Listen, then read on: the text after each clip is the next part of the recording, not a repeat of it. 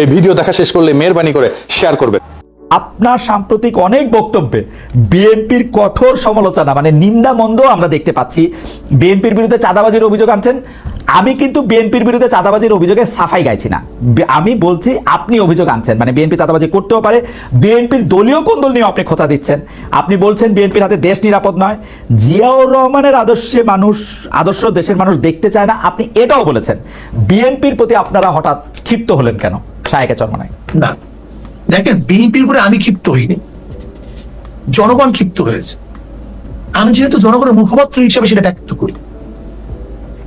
দেখেন, আচ্ছা, আসলে মূল প্রবলেমটা কোথায়?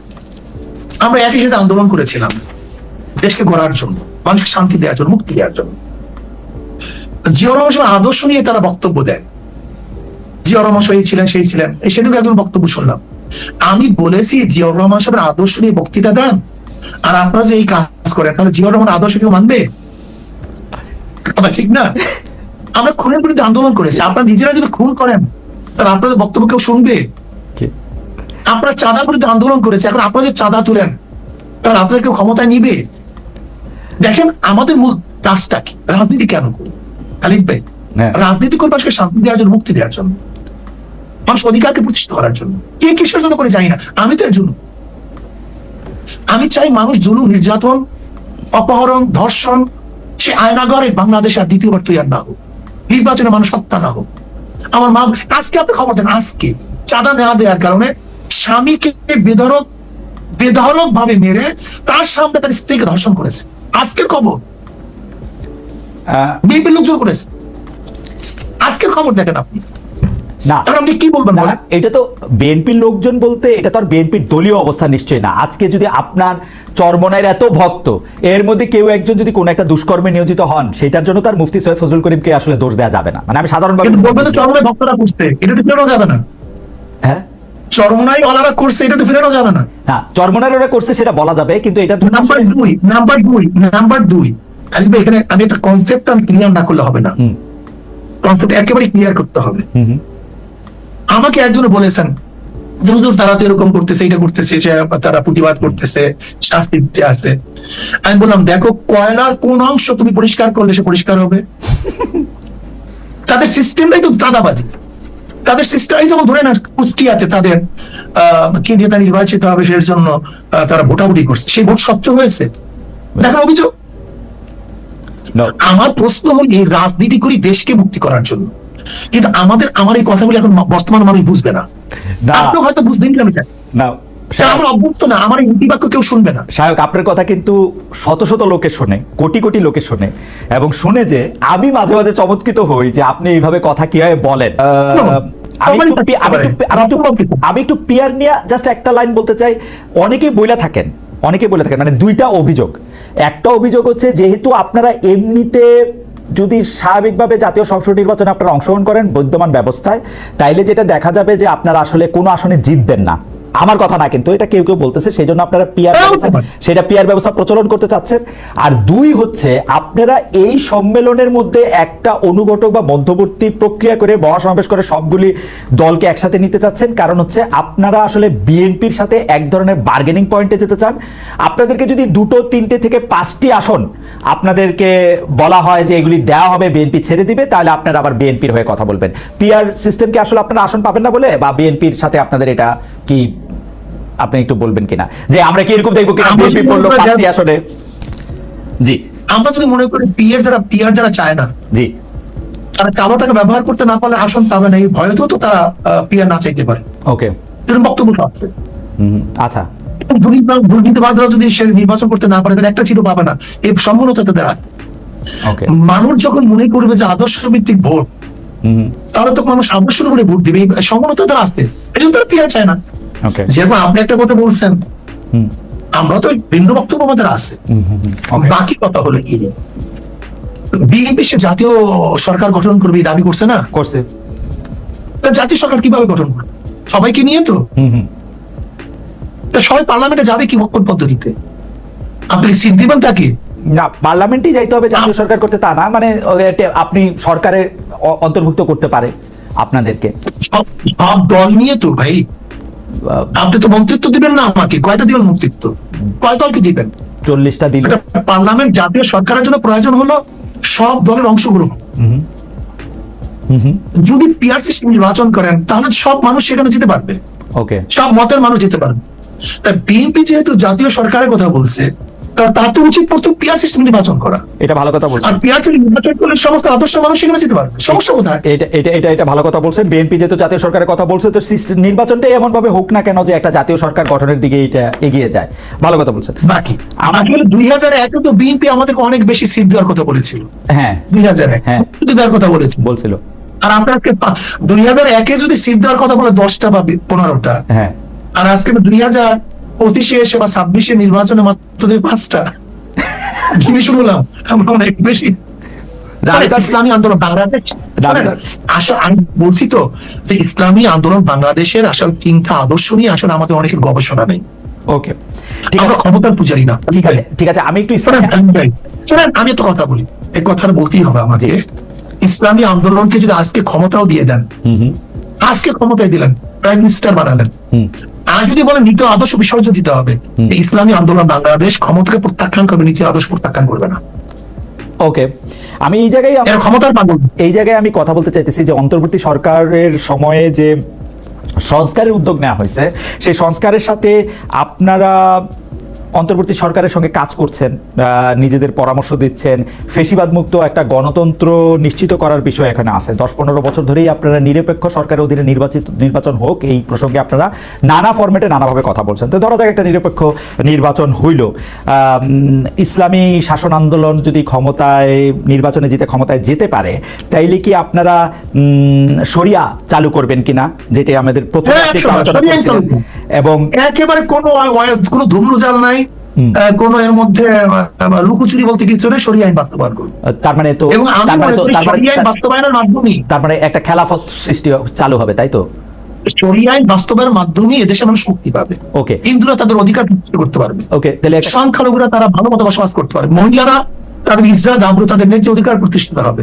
প্রত্যেকের পরিবারের অধিকার ফিরিয়ে দেওয়া হবে। প্রত্যেকের সংখ্যালঘু, নিরীহ গোষ্ঠী সবের অধিকারকে বাস্তবায়ন করার শরিয়া আইনের প্রয়োজন। ওকে, তাহলে খেলাফত চালু হবে, তাই তো? শরিয়া আইন এর মধ্যে ব্যাপকতা অনেক বেশি। ইসলামী আইন, ইসলামী ল।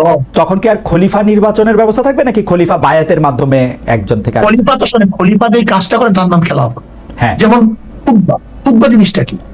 খতিব যে কাজটা করে তার নাম খতিব, যেটা বলে সেটা খুতবা। আমি বুঝতে পারছি, মানে খলিফা কি তখন নির্বাচিত হবে, নাকি খলিফা মানে নির্বাচিত হয়ে গেল? খলিফাতে নির্বাচিত হওয়ার আগে খেলাফত হয় না, নেতা নির্বাচিত হওয়ার পরে খেলাফত হয়। মানে সেটা তো আসলে ঠিক, মানে সেটা কি নির্বাচন নাকি সিলেকশন? কারণ হচ্ছে আমরা ইসলামের যে প্রথম, আমরা ইসলামের 4 খলিফা 4 ধরনের নির্বাচিত হয়েছে। কার দ্বারা নির্বাচিত হয়েছে? 4 ধরনের নির্বাচিত হয়েছে। 4 ধরনের, হ্যাঁ, 4 ধরনের নির্বাচিত হয়েছে। রাইট। আমরা যেই পদ একভাবে নির্বাচিত, যেইভাবে নির্বাচিত এখন হচ্ছি, আপনারা গণতন্ত্র জনগণ নির্বাচন করলে, হ্যাঁ, আপনার গণতান্ত্রিক প্রক্রিয়া নির্বাচিত হইলেন, তারপরে শাসন ব্যবস্থাটা কিরকম হবে? শোনেন, গণতন্ত্র এক জিনিস, নির্বাচন ভিন্ন জিনিস। খালিদ ভাই, গণতন্ত্র নির্বাচন আরেক জিনিস, নির্বাচন ভিন্ন জিনিস। নির্বাচন হল নেতা নির্বাচনের পদ্ধতি। সমাজতন্ত্রবাদীরা নির্বাচন করে না, করে। তাদের আদর্শ কি? সমাজতন্ত্র। গণতন্ত্র সমাজতন্ত্র কি এক জিনিস? না, তন্ত্র হিসেবে আলাদা। কিন্তু তার মানে হলো গণতান্ত্রিক হইতে হলো নির্বাচন দরকার আছে, সমাজতান্ত্রিক হইতে হলো নির্বাচন দরকার আছে, দুইটাই নির্বাচন দরকার। তার মানে কি? নির্বাচন হলো নেতা নির্বাচন পদ্ধতি। ওকে, এটা হলো দর্শন না, এটা হলো আদর্শ না। ওকে, নির্বাচিত হওয়ার পরে তার আদর্শ অ্যাপ্লাই করবে। নির্বাচিত হওয়ার পরে, অর্থাৎ আমি আমি আমি আমি শুধু স্টেজটা বুঝতে চাইছি হুজুর, যে আপনি গণতান্ত্রিক ভাবে বা গণতন্ত্রের মধ্যে যে নির্বাচন ব্যবস্থাটা আছে, অনেক সংস্কারের মাধ্যমে ওই নির্বাচন ব্যবস্থার মাধ্যমে আপনি এইভাবে বলতে পারেন আমাদের দেশে যে নির্বাচন আছে, এইভাবে বলতে পারেন। ওকে, আমাদের দেশে আপনি রাষ্ট্র ক্ষমতায় গেলেন বা শাসন ক্ষমতা একুয়ার করলেন, তারপরে আপনি শরিয়া চালু করবেন, তাই তো?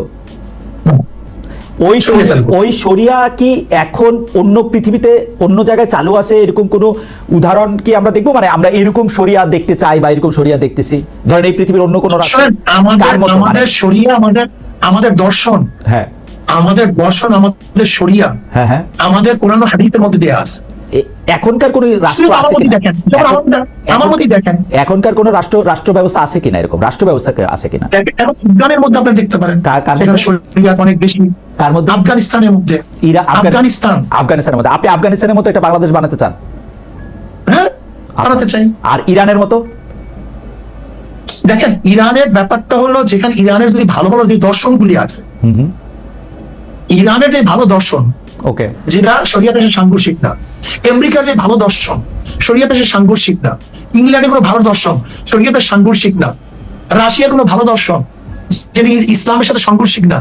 এরকম জনগণের স্বার্থে। ওকে ওকে, তাহলে আমি মোরলেস মনে করতেছি যে আফগানিস্তানে এখন যে শরিয়া ভিত্তিক রাষ্ট্র ব্যবস্থা চালু আছে, আপনি বাংলাদেশে আপনারা যদি নির্বাচিত হন তো সেরকম একটা শরিয়া ভিত্তিক রাষ্ট্র ব্যবস্থা চালু করতে চান, তাই তো?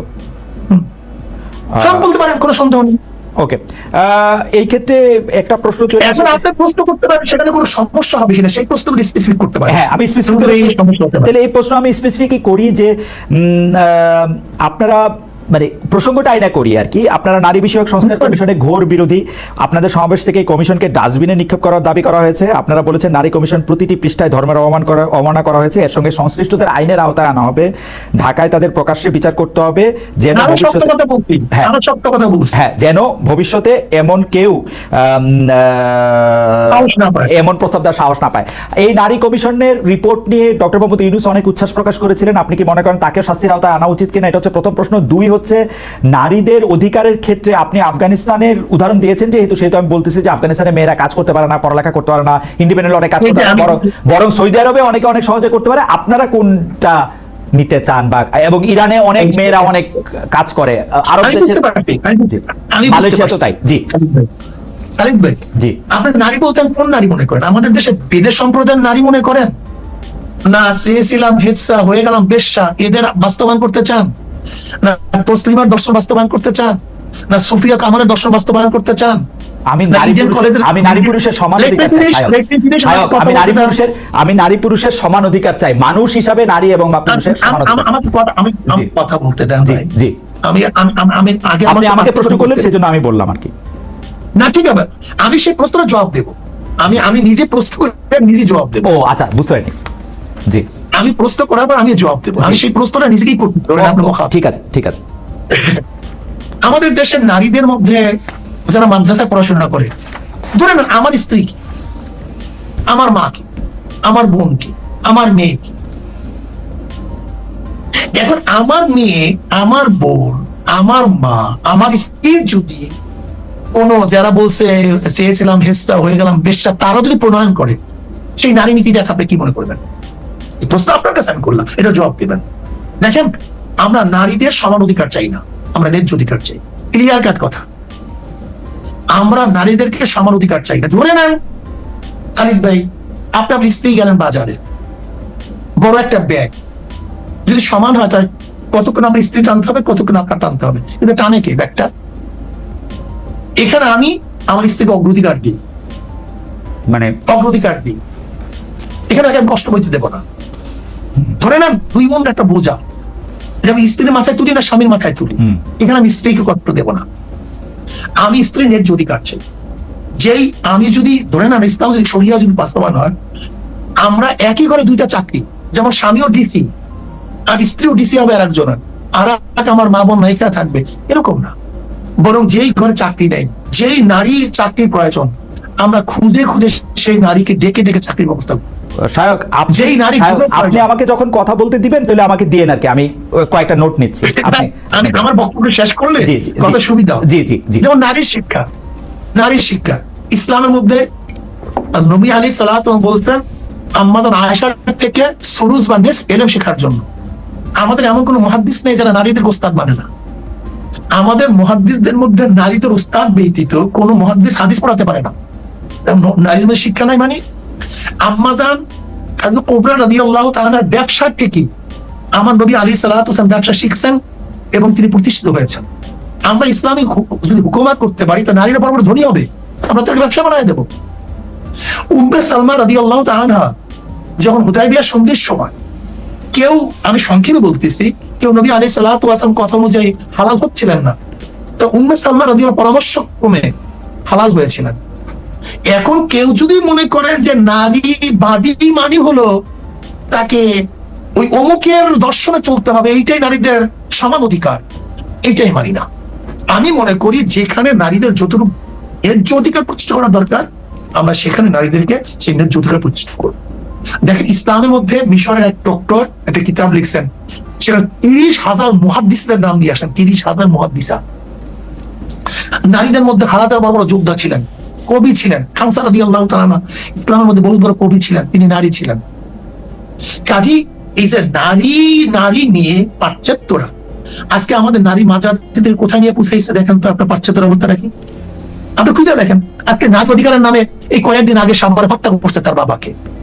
এখন যদি কেউ টেনেন্ডারে সেই নারীদের অধিকার বাস্তবায়ন করতে চান, কেউ যদি সমকামী নারীদের অধিকার বাস্তবায়ন করতে চান, কেউ যদি এই অমুক মানে পাশ্চাত্য নারীদের অধিকার বাস্তবায়ন করতে চান, এখন জাপানে মেয়েরা বাচ্চা নিতে চায় না, রাশিয়ায় বাচ্চা নিতে এখন চায় না নারীরা, কোন নারীরা এখন মানে ঘরের কথা শুনতে চায় না। আমরা এই অধিকার বাস্তবায়ন করতে চাই না, বরং আমার মা বোনদেরকে ন্যায্য অধিকার দেবো, তাদের অধিকার প্রতিষ্ঠিত করবো, তাদের ইজ্জত সম্মান রক্ষা করবো, তাদের যেখানে যেখানে প্রয়োজন সেখানে আমরা তাদের কাজে লাগাবো। আমি বলি, হ্যাঁ শায়ক, আপনাকে ধন্যবাদ। শায়ক, আমার অনেকগুলি প্রশ্ন, আপনি যদি একটু ছোট ছোট করে জবাব দেন যে আপনাদের যে নারী নিয়ে বা বাংলাদেশে শরিয়া প্রতিষ্ঠা করা নিয়ে যে আপনাদের আদর্শ, সেই আদর্শের সাথে আপনারা ওই দিন যাদের সাথে মহাসম্মেলন করেছেন অর্থাৎ জামায়াত, এনসিপি এবং অন্যান্য দলগুলি, তারা কি আপনাদের সাথে একমত কিনা, বা এই ব্যাপারটা নাও হতে পারে। ঠিক আছে, এইবার আপনি নারীদের ন্যায্য অধিকারের কথা বলছেন শায়ক। নারীদের ন্যায্য অধিকারটা আসলে কে ঠিক করে দিবে? নারীদের ন্যায্য অধিকারটা কি শায়ক আপনি ঠিক করে দিবেন, নাকি নারীরা এরকম ভাবে ন্যায্য অধিকার নিতে পারবে যে ধরেন সে বিশ্ববিদ্যালয়ে পড়লো, পড়ার পরে সে চাকরি করবে কি করবে না, ঘর করবে না, বাচ্চা নেবে না, কি করবে সেটা সে তার মতো করে ঠিক করবে, সেটা সে ঠিক করবে, নাকি এটা রাষ্ট্র বা আপনি যারা রাষ্ট্র পরিচালনা করবেন তা ঠিক করে দিবে? রাষ্ট্র আপনার উপর কিছু নির্দিষ্ট আইন দিয়ে দেয়, আবার রাষ্ট্র আপনার কিছু কাজ করার জন্য দেয়। ওকে, একটা রাষ্ট্র কিন্তু ব্যক্তিরও কিছু কাজের অনুমতি দেয়। ওকে, শরীয়ত এইভাবে আছে। তার মানে সংবিধানে কি মেয়েদের জন্য আলাদা আইন হবে যে নারীরা এটা করতে পারবে, পুরুষরা এটা করতে পারবে? না, এরকম পুরুষদের জন্য তো আইন থাকবে যে পুরুষ এটা করতে পারবে না, মানলাম, মানে নারী পুরুষের জন্য আলাদা আইন হবে কিনা সংবিধানে? এটা থাকবেই, প্রত্যেকের জন্য আছে। বাংলাদেশে এখন সংবিধানে নাই নারী পুরুষের জন্য আলাদা নাই। তাহলে আপনার এখন বাংলাদেশের আপনারা যে সমস্ত নির্দিষ্ট আসনগুলি রেখেছেন,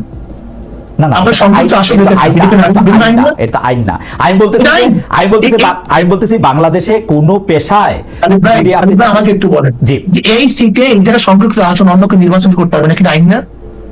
এটা তো আপনি বলুন, এটা আইন না? হ্যাঁ আইন, কিন্তু সেটা তো পজিটিভ ডিসক্রিমিনেশন। আইন মানে কি? আপনি হুজুর, আপনার সাথে আমি তর্ক করে পারবো না, কারণ হচ্ছে যে আমি তর্কের মুডে নাই, আপনি আমাকে বলেন বাংলাদেশের সংবিধান নারী পুরুষের, এখনকার সংবিধান নারী পুরুষের সমান অধিকার দেয় কিনা? নারীদের জুলুম করে, নারীদের প্রতি সমান অধিকার নাই। আমার নারীরা দর্শিত হয়, আমার নারীরা ডিফোর্স হয়। পৃথিবীর যেসব দেশ শরিয়া আইনে যেসব দেশ চলে, সেই সব দেশেও নারীরা ধর্ষিত হয়। সংখ্যা একেবারে ওইখানে কেস কম, ঘটনা বেশি। আপনি আবার খোঁজ নেন হুজুর, আপনার অনেক পরিচিত আছে, আপনি সৌদি আরবে খোঁজ নেন, মিশরে খোঁজ নেন, কায়রোতে আপনি রাস্তায় হাঁটতে পারবেন না, মেয়েরা রাস্তায় হাঁটতে পারে না, মানুষ মেয়েদের গায়ে হাত দেওয়া হয়। আমি কিন্তু আন্তর্জাতিক মোসাদেও কাজ করি না, রয়েও কাজ করি না ভাই।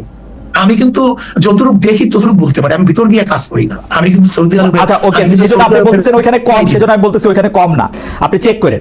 দুই নাম্বার হচ্ছে বর্তমানে বাংলাদেশে যেসব মেয়েরা কাজ করেন, অর্থাৎ গার্মেন্টস ফ্যাক্টরিতে বা অন্যান্য জায়গায় শ্রমিকের কাজ করেন, তারা কি তাদের এই কাজটা চালিয়ে যেতে পারবেন যদি আপনারা ক্ষমতায় আসেন? বরং আমরা কি করবো শোনেন খালিদ ভাই, আমার পরিকল্পনাটা কি। আজকে রাত তো একটার সময় আমার মেয়েদেরকে, আমার বোনদেরকে ছেড়ে দেয়, কোথায় থাকে, কোথায় যায়, কিভাবে করে, তার ইজ্জত আবরুর সংরক্ষণ কি করে, দায়িত্ব কে নিয়েছে?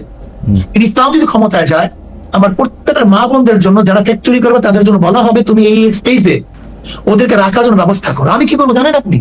কিন্তু আমরা ইসলাম ক্ষমতায় যাই, তা আমি প্রত্যেকটা প্রতিষ্ঠানের মধ্যে নারীদের জন্য শিক্ষার ব্যবস্থা রাখবো। যেরকম ইউরোপে আমরা ছাত্রীরা পড়তে যায় কি করে? পার্ট টাইম কাজ করে, পার্ট টাইম পড়াশোনা করে। ঠিক আমিও প্রত্যেক ইন্ডাস্ট্রিদের কাছে সিস্টেমটা এইভাবে রাখবো, তারা 5 ঘন্টা 4 ঘন্টা পড়াশোনা করবে আর তাদের জীবন নির্বাহ করার জন্য কাজ করবে। তারা ঘর সংসার করবে না? যেই সমস্ত নারীরা ঘর সংসার করে না, যেমন অনেক যুবতী মেয়েরা আছে না ছাত্রী বয়সে, গরিব, বাবা যারা মারে এখন দেখবে, পর্যন্ত বাবা মারে দেখবে না, দেখবে যেগুলো আমি এখনো তো তারা মানে তার 10 ঘন্টা কাজ করবে, 10 ঘন্টা কাজ করবে, 5 ঘন্টা পড়াশোনা করবে, তারপরে বাড়ি যাবে না। আমরা কমায় দেবো, সময়কে কমায় দেবো, সময়কে কমায় দেবো। আমরা তো নিজের আত্মসাৎ করি, শ্রমিকদেরকে দিকেও তাকাই না।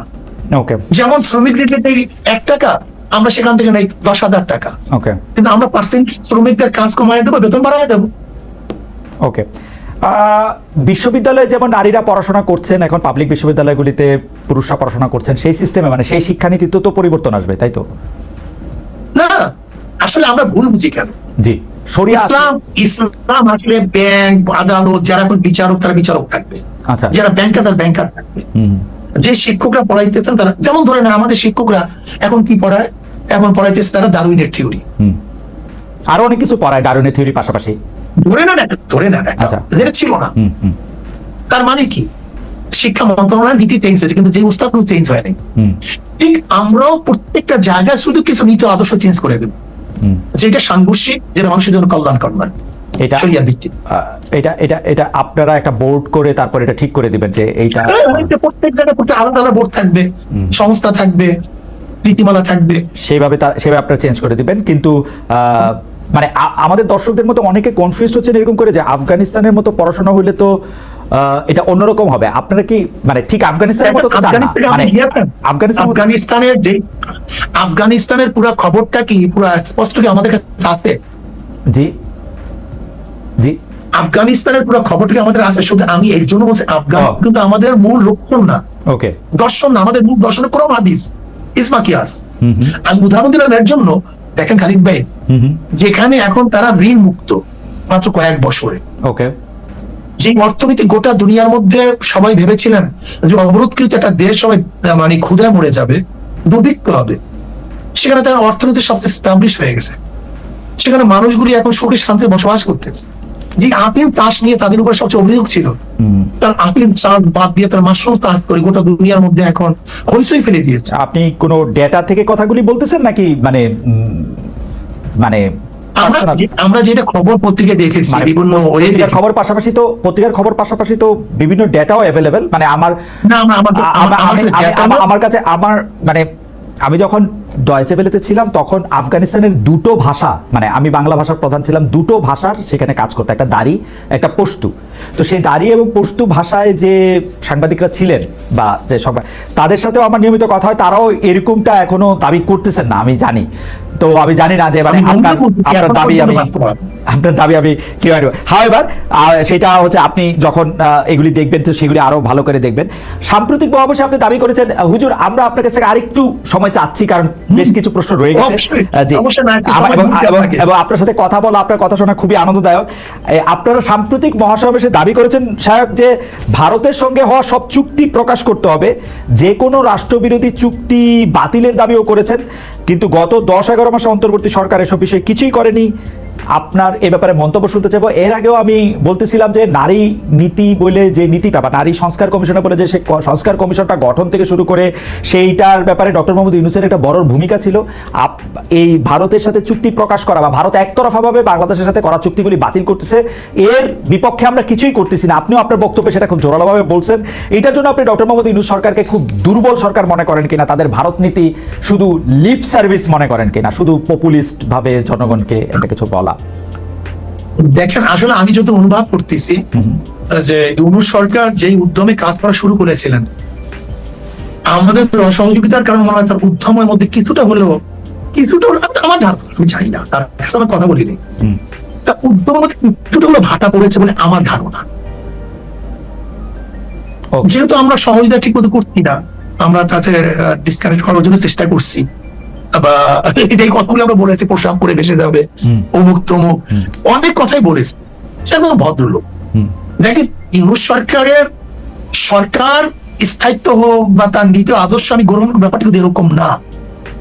আমরা যেই 3টে জিনিসের উপরে সংস্কার, নির্বাচন এবং বিচারের ব্যাপারে ইউনূস সরকারের কাছে আমরা দাবি জানিয়ে আসছি, সেহেতু সেই ব্যাপারগুলির জন্য যে আমরা বারবার বাধা সৃষ্টি করি, তাহলে তার মন এবং তার সরকারের অবস্থাটা কতটুকু কি হতে পারে সেটা আপনারা ভালো বোঝেন, আমিও ভালো বুঝি। তবে আমি ইউনূস সরকারকে বলবো, সাহস নিয়ে এই দেশকে রক্ষা করার জন্য দেশ বিরোধী সমস্ত চুক্তিগুলি বাতিল করা উচিত। এর জন্য আমরা মহাসম্মেলন প্রেসার দিয়েছি, এবং কি কি চুক্তি হয়েছে বিগত সরকারের আমলে সেগুলি জনগণকে জানাবো, এটা আমাদের দাবি। ওকে, শায়ক, অন্তর্বর্তী সরকারের সময় একের পর এক মাজার ভাঙা হয়েছে, যে সংখ্যা এখন শতাধিক হয়েছে।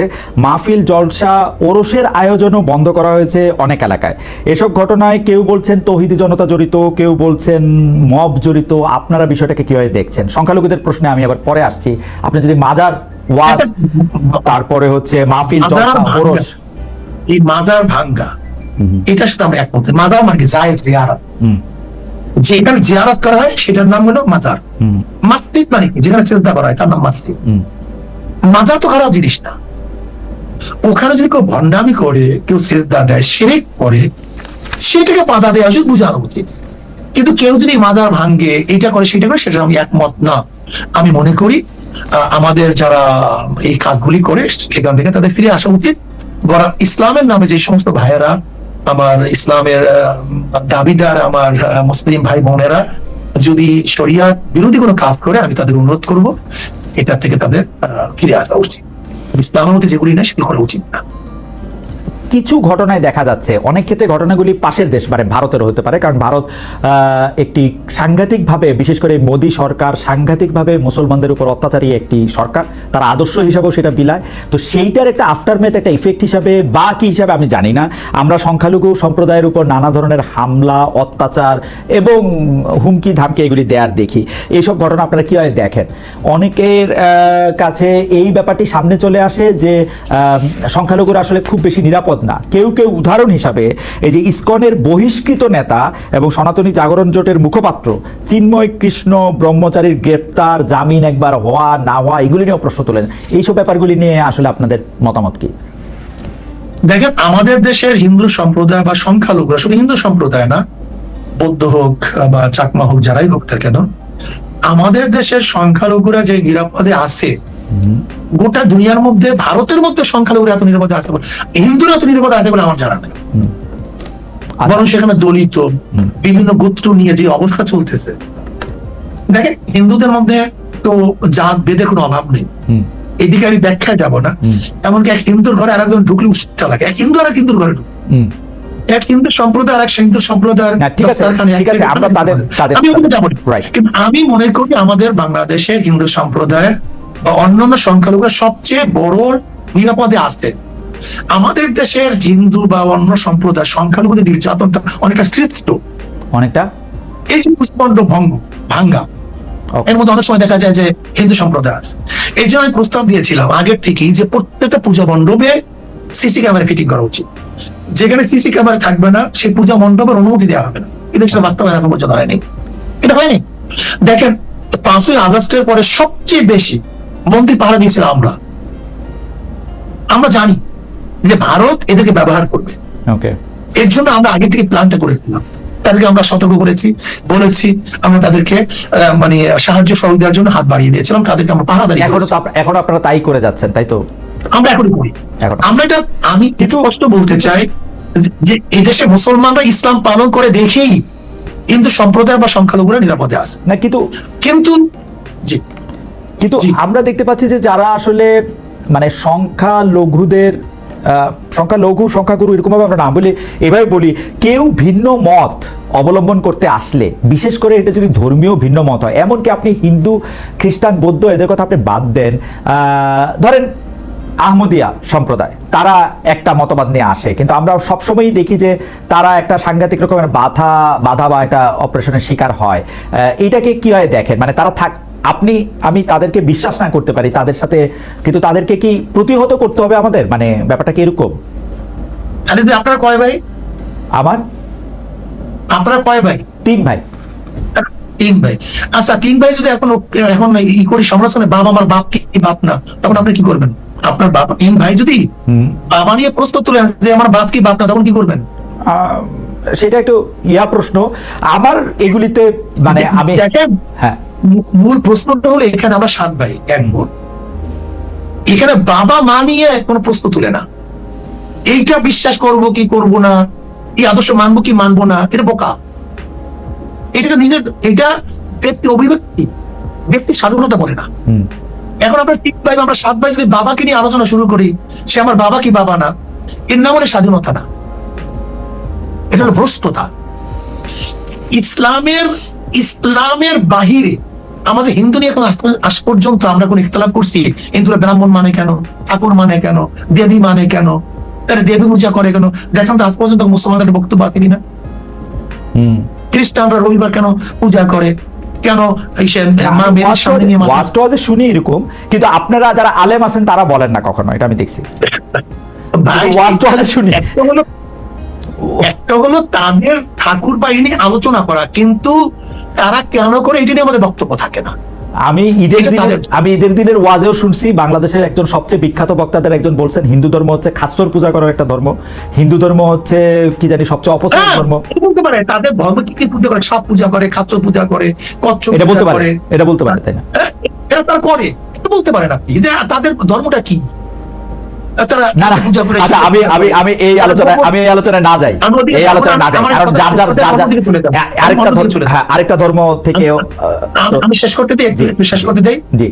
হিন্দুরা হিন্দুদের ধর্ম পালন করবে, খ্রিস্টানরা খ্রিস্টান ধর্ম পালন করবে, মুসলমানরা মুসলমান ধর্ম। কিন্তু কোন খ্রিস্টান যদি বলে আমি খ্রিস্টান মুসলমান ধর্ম পালন করি, এখানে আমাদের ইখতিলাফ আছে, আমাদের মতলক্য আছে। এটা কি দলিল দিয়ে আপনাদের মতবাদ আছে যে কেউ যদি মনে করেন আপনার মতের মধ্যে না হয়?